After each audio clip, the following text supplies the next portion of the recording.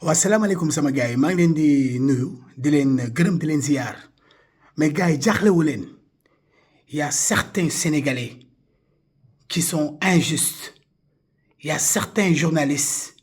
qui sont injustes dama dugg ci réseau yi ma gis benn émission boo xamante ni am na benn journaliste bi fi taxawoon traité ko de mandikat parce que aujourd'hui on dit Laye Sangara moo ko jëkk traité de Laye Sangara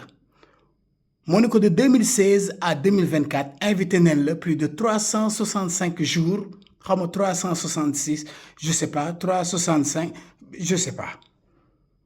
te ba lay invité yow àndoo ak sa sago na ko ku réew nga ku xamadi nga te na nga xamee sa bopp ndax fii undu du fi naane ñeex